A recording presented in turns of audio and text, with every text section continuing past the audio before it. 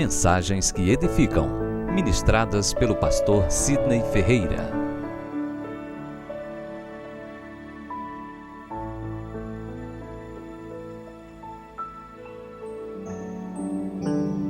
Queridos, vamos abrir a Bíblia em Hebreus capítulo 12, versículo 29. Seremos breve e objetivo, sucinto e preciso, mas não poderia deixar de partilhar da palavra de Deus, a qual tanto estimo e tanto reverencio, e sei que é a única fonte de vida e de verdade.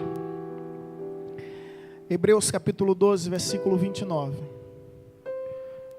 Quero te convidar a uma reverência santa, meditar nessa palavra, se colocando em pé,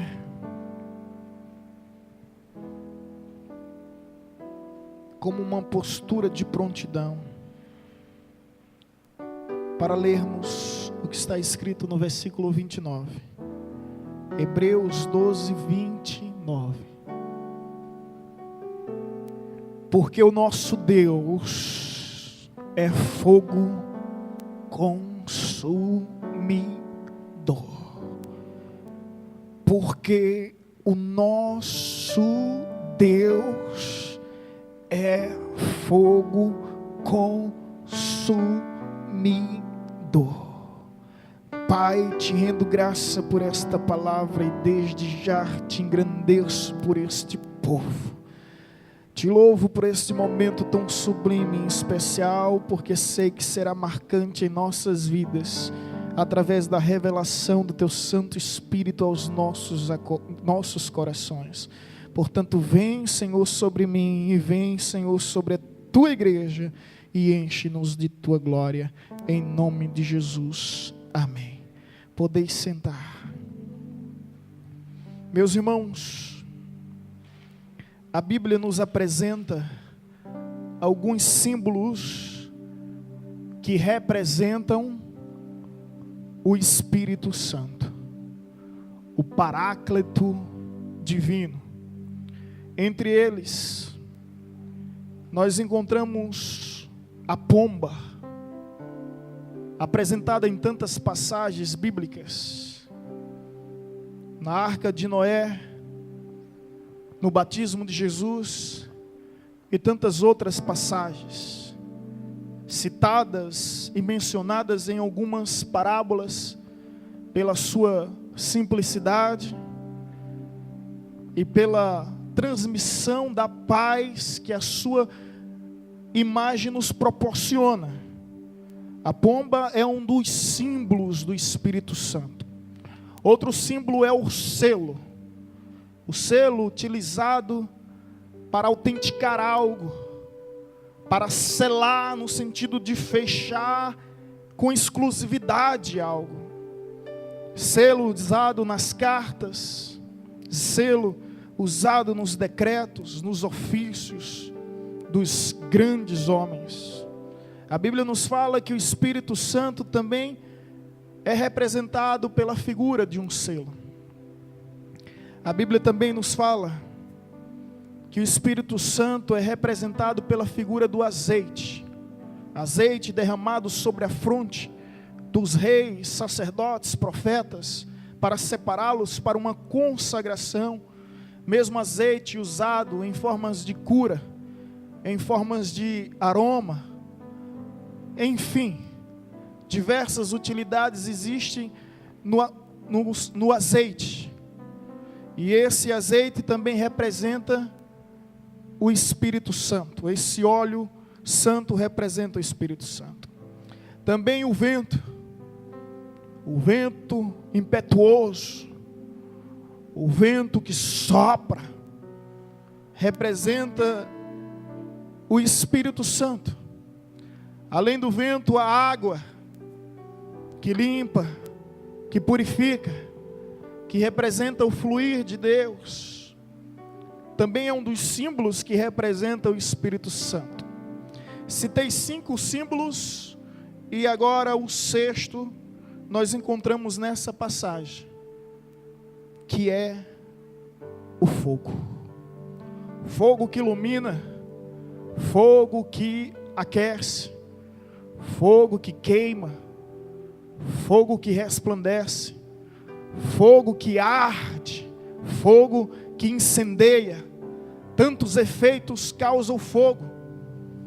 O fogo é responsável por refinar o ouro, tirar toda a sua sujeira e deixá-lo puro. Mas também é responsável por enrijecer o barro, tirando todas as suas imundícies. A partir do fogo, o barro perde o seu odor de lama e torna-se um vaso de ornamentação, um vaso de honra. O fogo é representado em diversas passagens bíblicas. Só que nessa hora e nesse momento fala de um fogo consumidor. Não é um fogo que simplesmente resplandece, ilumina, aquece, mas é um fogo que derrete, dissipa, destrói. É esse fogo representado como labareda. Mostra Deus como fogo consumidor. Nós sabemos que Deus é amor, é misericórdia, é compaixão, é piedade, é clemência. Sabemos que Deus é perdão. Mas esse texto nos fala sobre outra natureza de Deus que não pode ser ignorada, nem muito menos esquecida. Fala sobre o juízo de Deus. E o Espírito Santo, que se apresenta como fogo, às vezes vem como um fogo, como um juízo divino sobre as nossas vidas.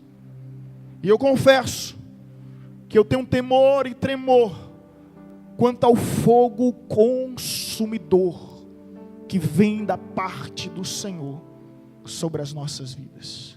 Mas ao mesmo tempo eu clamo esse fogo sobre esta igreja, sobre nossas vidas, para que esse fogo de Deus resplandeça sobre nós, iluminando a nossa mente, purificando o nosso coração, aquecendo a nossa alma, incendiando nosso ser e consumindo todas as paixões carnais, todos os desejos mundanos que possa existir entre nós, para que venhamos estar refinado como ouro, enrijecido como um barro, como obreiros aprovado diante de Deus.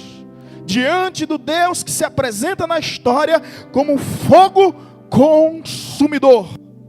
Porque o nosso Deus é fogo consumidor. Existe uma regra na hermenêutica, é que a Bíblia interpreta a própria Bíblia. Eu não preciso de outras fontes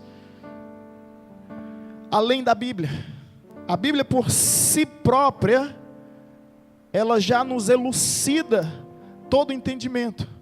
Eu não estou descartando aqui a importância de uma enciclopédia, de um comentário, de um atlas bíblico, não, de um dicionário, não. Mas a Bíblia por si só se interpreta. E para entendermos um texto, às vezes é preciso recorrer ao seu contexto, que antecede ou que procede. E aqui, meus irmãos, para entendermos melhor o que o escritor da carta aos Hebreus quer falar com o povo do Senhor, eu quero te convidar a voltar alguns versículos antes, e nós vamos encontrar as respostas do que significa um fogo consumidor. A partir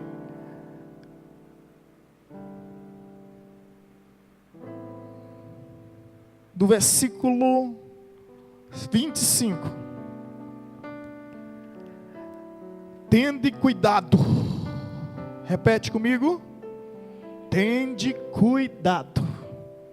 Não recuseis ao que fala, pois se não escaparam aqueles que recusaram ouvir quem divinamente os advertia sobre a terra, muito menos nós, os que nos desviamos daqueles que dos céus nos adverte. Aquele cuja voz abalou, então a terra agora, porém, ele promete dizendo, ainda uma vez, por todas farei abalar, não só a terra, mas também o céu. Ora, esta palavra, ainda uma vez por todas, significa a remoção dessas coisas abaladas, como tinham sido feitas, para que as coisas que não são abaladas permaneçam. Por isso, recebendo nós um reino inabalável, retenhamos a graça pela qual sirvamos a Deus de modo agradável, com reverência e santo temor, porque o nosso Deus é fogo consumidor. Quantos podem repetir comigo o versículo 29 mais uma vez, com força e com ênfase? Porque glória a Deus. Deus diz aqui nessa palavra que vai fazer abalar os céus e vai fazer abalar a terra. Assim como não poupou os anjos dos céus, mas foi consumidor sobre 1/3 dos rebeldes que se rebelaram contra ele. Assim como não poupou em toda a história, nós podemos observar todos aqueles que se desviaram da verdade, que se desviaram do caminho, Deus foi também sobre ele fogo consumidor. Na época de Noé, por meio do dilúvio; na época de Abraão, por meio de Sodoma e Gomorra, onde o fogo veio dos céus diretamente sobre eles. Em todas as épocas nós encontramos esse fogo consumidor sobre o povo de Deus. E Deus aqui diz: farei abalar novamente os céus, farei abalar a minha terra, mas não farei abalar o meu reino. Há um reino intacto, e esse é o reino de Deus. E onde é que se encontra esse reino de Deus? Nas estruturas? Não. Nas estruturas físicas, na arquitetura física? Não. Jesus disse: o reino de Deus está onde? Em vós. O reino de Deus não vem de forma visível, mas ele se encontra em nós. O reino de Deus não é comida nem bebida, mas paz, justiça e alegria. Isso é o reino de Deus. Então, dentro de nós tem que haver paz, justiça e alegria. No que depender de vós, tende paz com todo mundo. Sedes justo e vivei alegres. Isso é reino de Deus. Então, meu irmão, se prepara, porque o juízo de Deus já começou. Apocalipse não é algo que está para acontecer, é algo que já está ocorrendo. Eu não sei se você está atento, mas as evidências por si só falam, e falam bastante. O juízo de Deus no céu, o juízo de Deus na terra já começou, mas o seu reino não será abalado. Existem religiões que vão ser abaladas, denominações que vão ser abaladas, estruturas físicas e arquitetônicas que vão ser abaladas, mas aonde houver o reino de Deus em uma vida, em um coração, aí não haverá abalo algum. 1000 cairão ao teu lado, 10.000 à tua direita, mas você não será atingido, porque o reino de Deus está em ti e você está no reino de Deus. Amém? Entenda o que eu estou falando. Porque quando vem um juízo de Deus, e eu estou vendo o juízo de Deus sobre os povos, sobre as raças, sobre as nações, nessa geração, quão temível são os teus juízos, Senhor. E eu falo isso com muito temor e tremor. E voltando para a Escritura, para o texto bíblico, talvez alguém pergunte: sobre quem vem o juízo de Deus? Eu não quero acrescentar nada aqui, de mim mesmo, nem por mim mesmo. Eu quero apenas resgatar a elucidação daquilo que já foi revelado há tanto tempo. Versículo 28. Por isso, recebendo nós um reino inabalável, retém a graça. Se você tem um reino inabalável de Deus, retém a graça, favor merecido, pela qual sirvamos a Deus de modo agradável, com reverência e santo temor. 3 pontos aqui, que eu vou entregar os pontos logo. De modo agradável, com reverência e santo temor. Quando é que vem o juízo de Deus em nossas vidas? Ei, presta bem atenção. Quando não servimos a Deus de forma agradável.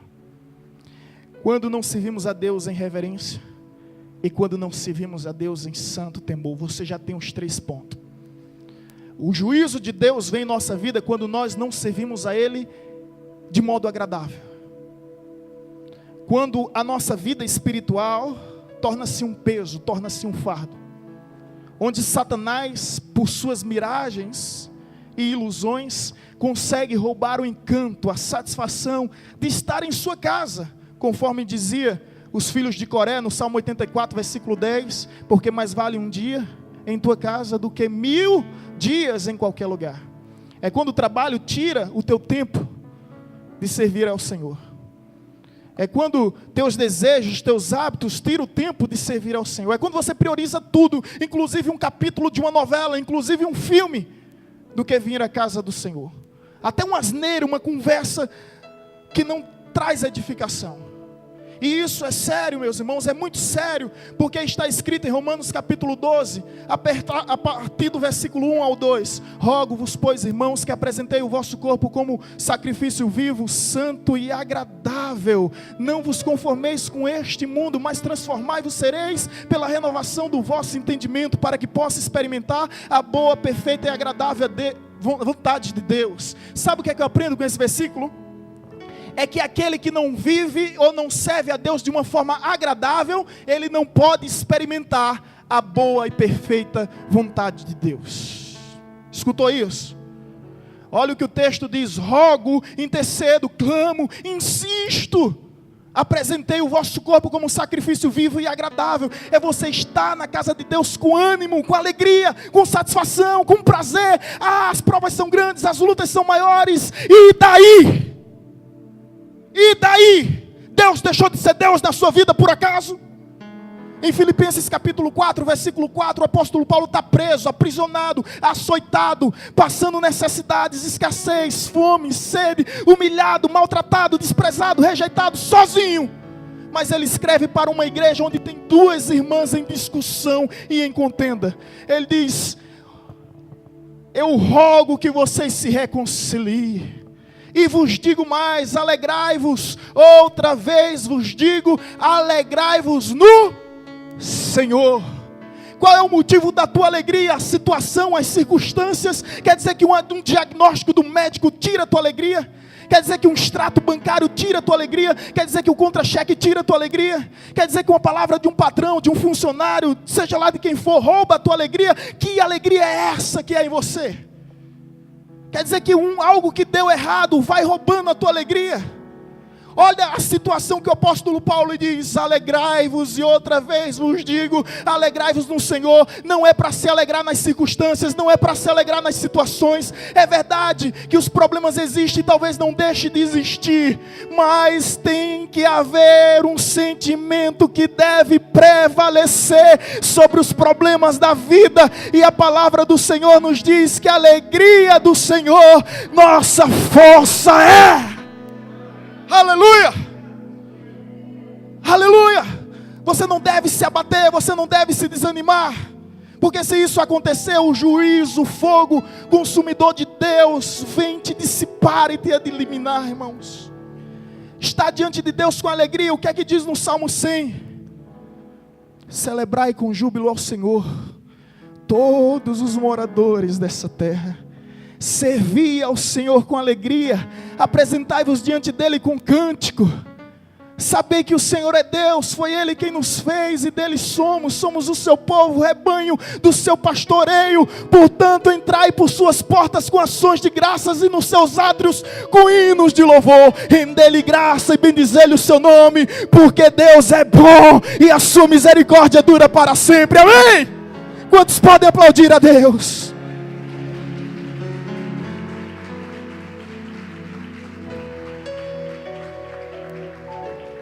Eu estou passando por lutas, eu estou passando por provas. Algumas pessoas sabem, algumas pessoas conhecem.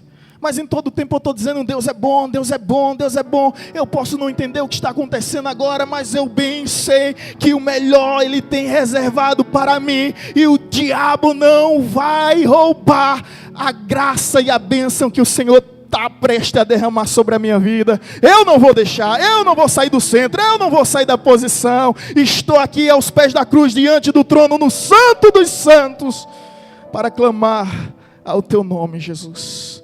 Somente ao teu nome. É verdade, você não deve se alegrar nas coisas dessa vida, mas se alegrar no Senhor nós podemos, independente dos problemas e das dificuldades. Amém, irmãos? O texto diz, servindo a Deus de modo agradável. Cadê sua alegria? Cadê sua gratidão? Cadê seu gozo? A Bíblia diz, não pense o homem de ânimo dobre que ele vai alcançar alguma coisa da parte do Senhor, porque não vai. E o que é um homem de ânimo dobre? Um dia está alegre, outro dia está triste, um dia está feliz, outro dia está arrasado, um dia sorri, outro dia simplesmente fecha a cara, vive cabisbaixo, não cumprimenta ninguém. Que povo é esse? Que Deus é esse?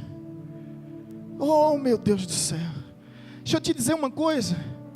A alegria é um fruto do Espírito Santo. Se é um fruto, você tem que desenvolver. Os frutos são paz, amor, justiça, alegria, bondade, fidelidade, mansidão e domínio próprio. Benignidade. É um fruto. É um fruto. Aí vem a tentação da tristeza, aí vem a tentação da frustração, da decepção, mas você escolhe, não, vou estar alegre. Aí ninguém entende nada, mas está alegre com o quê? Por quê? De quê? No Senhor eu estou alegre. No Senhor eu estou alegre. No Senhor eu estou alegre. Ah, irmãos, eu tenho muitas razões. Me sobram motivos para me alegrar no Senhor. Alegrar no Senhor. Por tudo dai graças. Não é assim que está escrito? Em tudo dai graça. Agradecer e engrandecê-lo diante de tudo, para que o fogo consumidor de Deus não venha sobre nós, porque a tristeza é algo terrível, irmão. A tristeza pode vir por mágoa, ressentimento, discórdia, intriga, inveja, e isso vai nos corroendo como um câncer por dentro.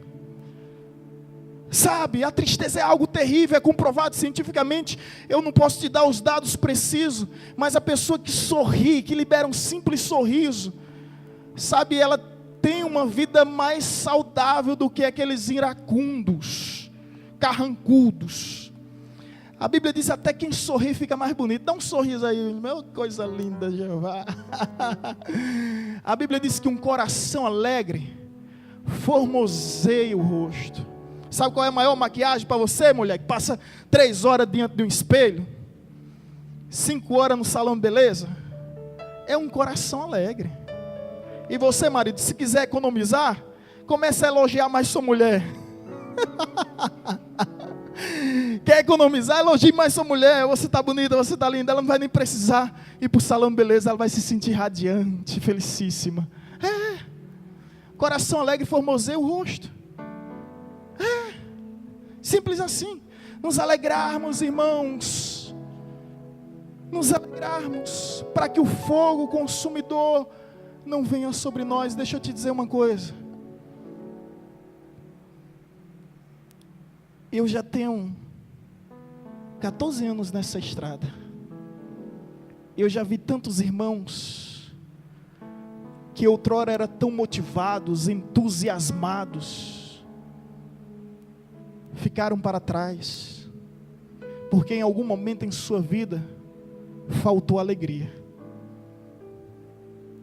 Vocês já viram por várias vezes o pastor citando aquela ilustração do sapo, daquela experiência científica, onde um cientista jogou um sapo em uma panela com água fria, ou melhor, quente, e imediatamente o sapo pulou.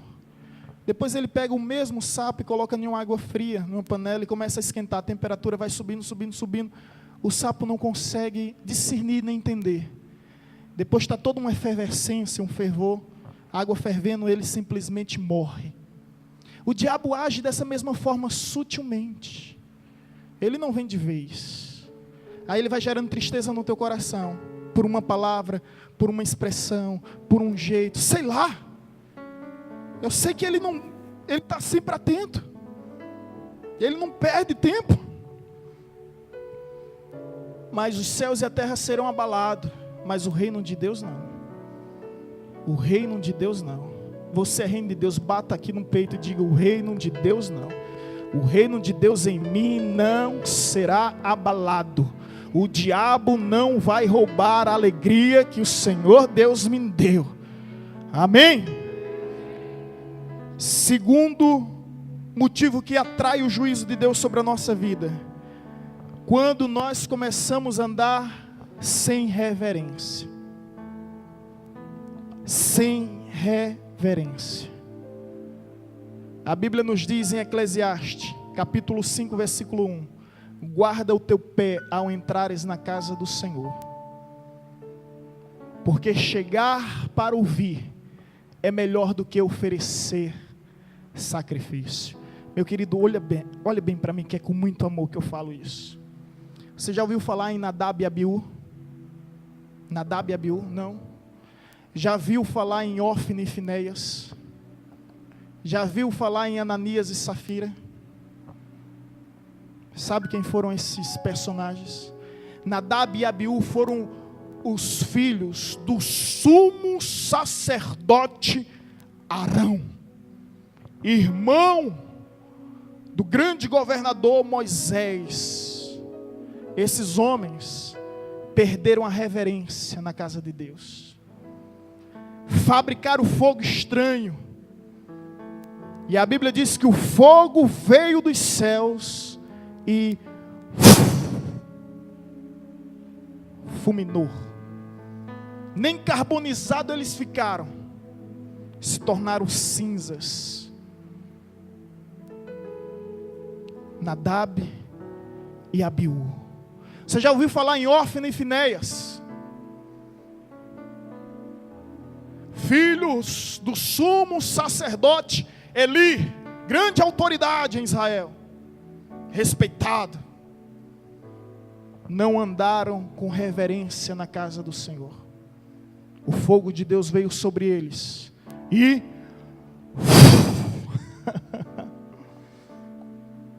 o seu pai, quando viu a história, caiu para trás e quebrou o pescoço,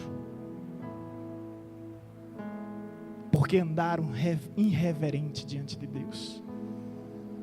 Começaram a não ter temor nos momentos de adoração, no momento de louvor. Você já ouviu falar em Ananias e Safira?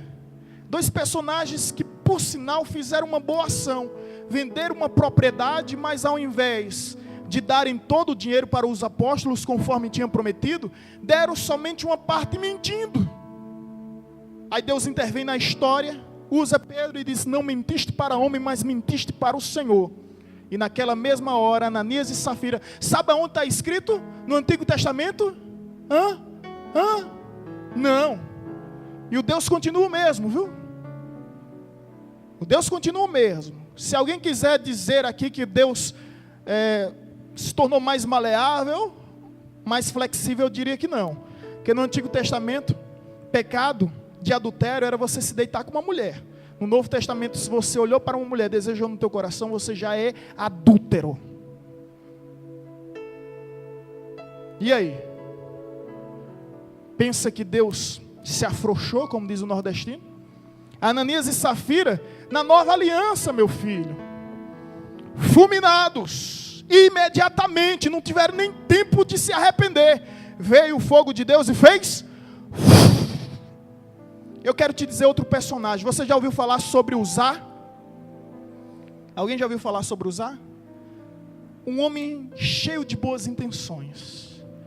Estava a carruagem de Deus, a carruagem do povo de Deus, levando a arca da aliança de volta para a terra de Deus. Simplesmente tropeçou numa pedra, a carruagem fez, só que existia uma ordem. Ei, aprenda aqui um princípio. Deus existe para ser obedecido. Deus não quer boas intenções, Deus quer obediência. A carruagem, tombou. Uzá, querendo ser usado, foi lá, correu e tentou ajudar a arca a não cair. Sabe o que foi que aconteceu com ele? Fulminado. Mas pastor, que história tão triste é essa? É verdade, irmão. É verdade. E ali eu só aprendo uma lição. Deus não quer boas intenções. O que Deus quer é obediência. Você consegue ver o fogo consumidor em toda a história da Bíblia? Dissipando, destruindo, para a vida daqueles que são irreverentes. Meu irmão, guarda o teu pé quando entrares na casa do Senhor, Porque chegar para se ouvir é melhor do que apresentar sacrifício de tolo. O culto não é da sua forma, o culto não é do seu jeito, não é para atender os seus caprichos, nem muitos menos um anseio. Mas se existe algo que me deixa às vezes indignado, revoltado, é quando a pessoa diz: eu não gostei do culto, eu não gostei do louvor, eu não gostei da pregação. E quem diz que o culto, a pregação, o louvor, o ritmo, o estilo é para você? Quem diz? Deus pode usar o pregador para falar com todo mundo. Deus pode usar o pregador para falar com uma só pessoa. Eu esqueci o nome desse evangelista. Toda vez que ele pregava, multidões se convertiam. Isso é fato histórico, pode pesquisar. Multidões se convertiam. Um dia ele foi pregar numa cruzada, só um jovem se converteu. Sabe o que foi que ele disse? A partir de hoje eu não vou ser mais pregador do evangelho. Largou a Bíblia e foi viver secularmente. 10 anos depois, ele ouviu falar que aquele pregador que se converteu naquele dia tinha se tornado um grande evangelista. Ele ficou feliz. Tinha sido consagrado a pastor, ele ficou feliz. Interessante, só um. 20 anos depois ele ficou sabendo que aquele jovem que se converteu naquele dia se tornou o maior evangelista do século 20. Eu estou falando aqui de Billy Graham. Agora o nome do outro, eu nem me lembro mais. Até esquecer, eu já esqueci. Mas existe o nome dele. Mas por causa de uma pessoa, uma vida se converteu, está entendendo? Ele simplesmente desistiu. Não entende os desígnios de Deus que são maiores do que o nosso. Seus pensamentos não são como os nossos. Seus caminhos não são como os nossos. Assim como o céu é maior do que a terra, assim são seus caminhos, os seus pensamentos sobre nós. Você está entendendo? Então, irmãos, precisamos ter reverência na casa do Senhor, na certeza que Deus está no controle de tudo. Agora, eu estive falando aqui domingo de manhã e falo domingo ou quinta-feira à noite. Reverência em tudo, irmãos. Na forma de andar. Eu defendo que o crente é diferente em tudo. Na forma de andar, na forma de falar, na forma de viver, na forma de se vestir. Na forma de se vestir. Na forma de se vestir. E eu disse domingo aqui de manhã, no culto para líderes, para ministérios e membresia, que a mulher decente, ela se sente incomodada a colocar uma veste leviana. E eu vou lhe dizer uma verdade, viu? Um dia chegou um cabo para mim e disse bem assim: pastor, fale com minha esposa que ela está falando com... ela está usando muita roupa curta e não está querendo me ouvir. É, bicho, que tipo de homem é você, caba? Tu é um homem ou tu é um bagaço? Mas veja essa situação.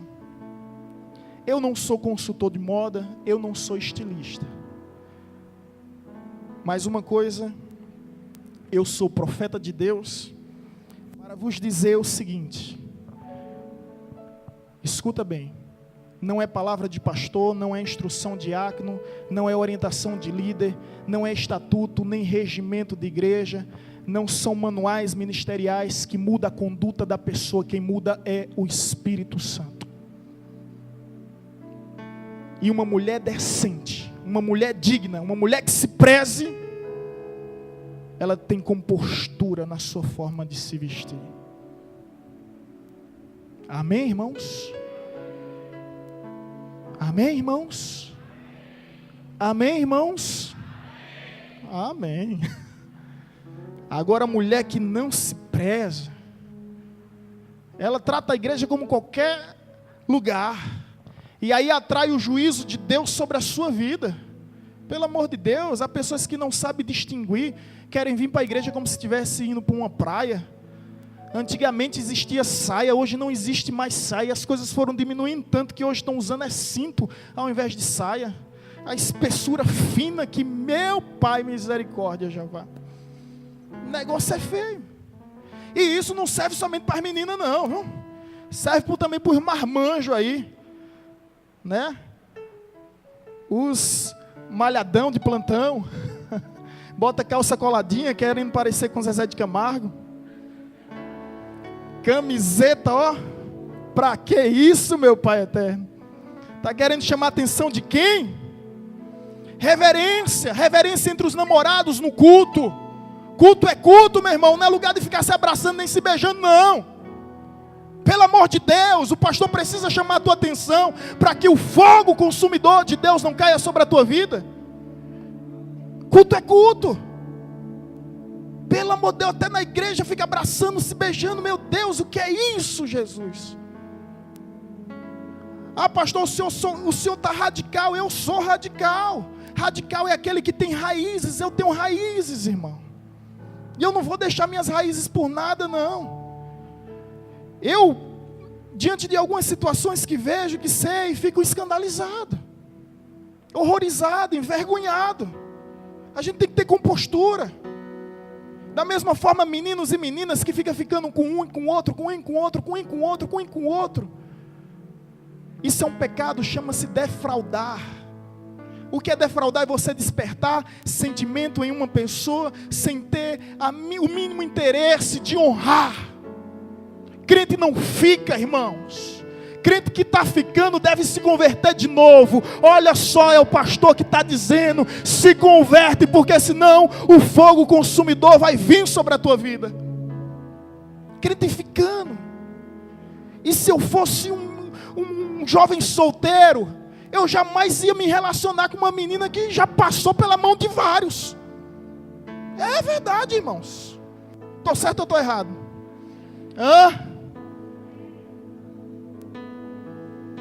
Da mesma forma, uma menina. E aquele camarada ali não quer nada com a vida, não. Ih, rapaz, ei, eu não sou artigo em liquidação, não, meu filho. Que qualquer um experimenta, mas ninguém quer levar para casa. Cai fora, mendigo. Rapaz, não sei não, viu? Aí o fogo consumidor vem sobre a vida do jovem. Aí hoje está aqui alegre, feliz, pulando, dançando, cantando. Mas cadê amanhã? E aí?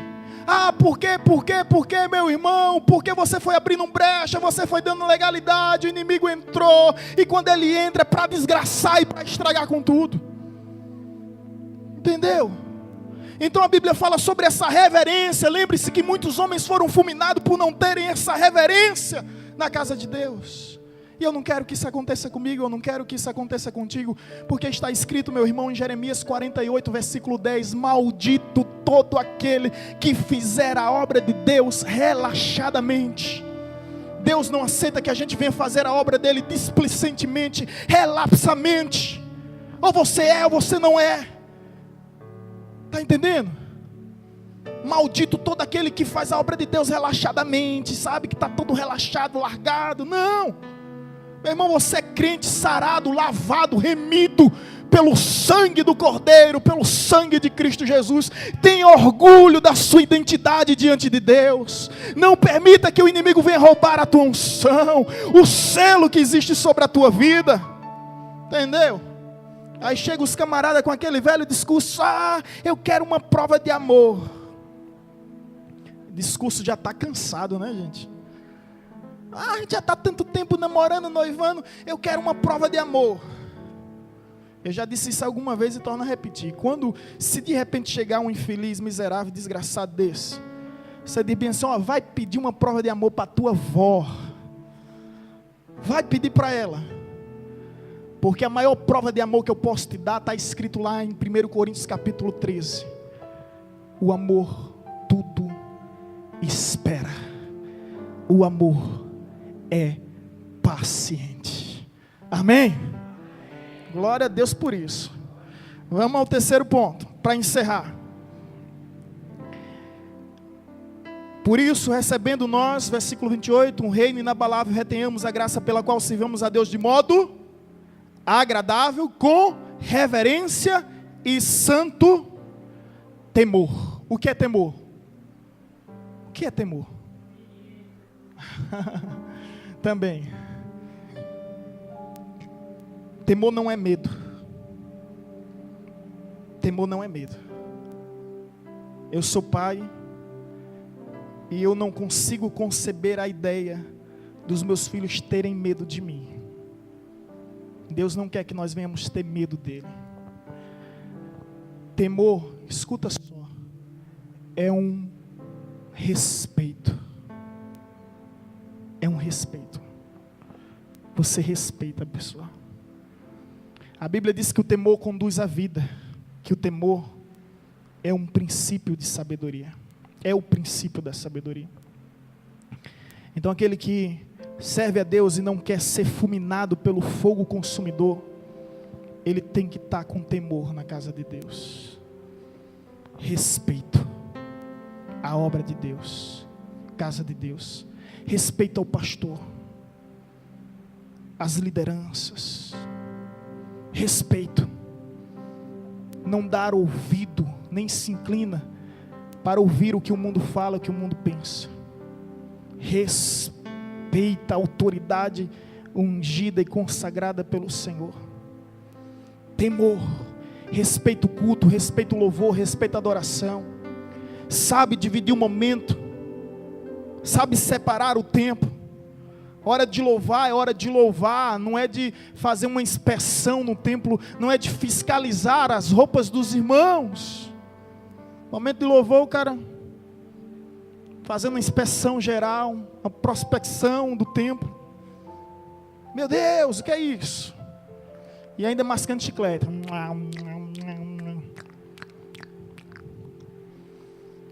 Eu estou falando para o teu bem, irmão. Eu estou falando para o teu bem. Aí não tem mais um sentimento agradável, não tem mais um sentimento reverente, não tem mais um sentimento de temor. De repente, cadê o irmão? Mas ele era ungido, consagrado, era pastor, era presbítero, era evangelista, era diácono, era líder, cantava, tocava, estava no teatro, estava na dança. Irmãos, eu digo isso com temor e com tremor, porque eu vi muitos colegas de ministério serem usados por Deus, ao ponto que eu fiquei perplexo, completamente atônito, surpreendido e maravilhado. E eu pergunto hoje, onde estão esses homens? Perderam a graça, perderam a unção, perderam a vida. E como a Bíblia diz de Esaú, nem com lágrimas conseguiu o arrependimento. Olhe que Esaú chorou, mas nem com lágrimas Deus deu a ele arrependimento, porque veio sobre ele o fogo consumidor. E o texto começa a nos dizer que mais uma vez Deus vai fazer abalar os céus e a terra, mas o seu reino não será abalado. E que reino é esse? Onde estará esse reino? Aqui em mim. Por isso, irmão, só tem uma coisa a te dizer: não permita que os ventos dessa vida venham extinguir a chama que um dia Deus acendeu no teu coração. O fogo arderá continuamente no altar e não se apagará. Eu quero o fogo de Deus sobre a minha vida, o fogo que resplandece, o fogo que ilumina, o fogo que aquece, o fogo que refina, purifica, o fogo que enrijece. E se o fogo consumidor vier sobre a minha vida, que não seja para me fulminar, mas apenas para extrair, eliminar, dissipar, amputar toda carnalidade que possa haver em mim, todo mundanismo que possa existir em mim. Por isso eu clamo sobre mim, sobre a igreja, sobre cada ministério, sobre cada membro, o fogo de Deus, o fogo que vem dos céus, o fogo que vem do alto, o fogo do Senhor, o fogo do Espírito, sobre nós, sobre a nossa geração, sobre as igrejas, o fogo consumidor de Deus, não para nos fulminar, mas para nos libertar de toda sujeira e de toda imundícies dessa vida, porque não pertencemos a este mundo, somos concidadãos celestial, temos uma pátria amada que tanto nos aguarda, e em breve viveremos e reinaremos ao lado do nosso Senhor e Salvador Jesus Cristo. Se coloque em pé, aplauda ao Senhor.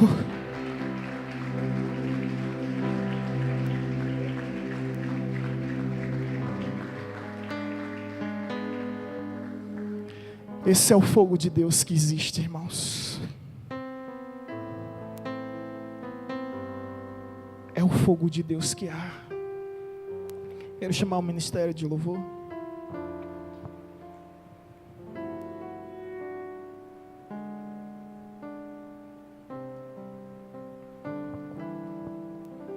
Ei, escuta. Não perca a alegria de servir a Deus. Olha para o teu irmão e diga: não perca a alegria de servir a Deus. Não permita que as pessoas tirem a alegria de servir a Deus. Oh, irmão, com muito amor te peço isso, porque eu quero subir contigo nos céus. Eu quero estar contigo lá nas bodas. Eu quero te reencontrar na glória, poder te ver, te abraçar e dizer, um olhando no olho do outro: vencemos. Vencemos. Vencemos o mundo, vencemos o diabo, vencemos o nosso próprio eu, porque está escrito que em Cristo Jesus somos mais do que vencedores. Não permita que nada tire tua alegria. Não permite que nada roube a tua reverência em servir a Deus, nem muito menos que algo roube o teu temor, o teu respeito por Deus e pelo Senhor. Quem for santo, se santifique mais. Quem for impuro, continue em suas impurezas. Todas as coisas são puras para aqueles que são realmente puros, mas para aqueles que são impuros, tudo torna-se em impurezas. E essas imundícies da vida atraem sobre nós o fogo consumidor, que nos fulmina da graça, da unção, da bênção, da presença e da salvação do nosso Deus. Mais uma vez farei abalar os céus e a terra, mas o meu reino não será abalado. As águas podem tumultuar, os montes podem se abalar, os céus podem trovejar, a terra pode se tremer, mas o reino de Deus em minha vida, em tua vida, em nossa vida, não vai se abalar. Não vai se abalar. Não vai se abalar. Sabe por quê? Os que confiam no Senhor são como os montes de Sião, que não se abalam, mas permanecem para sempre. Aleluia, aleluia, aleluia, aleluia.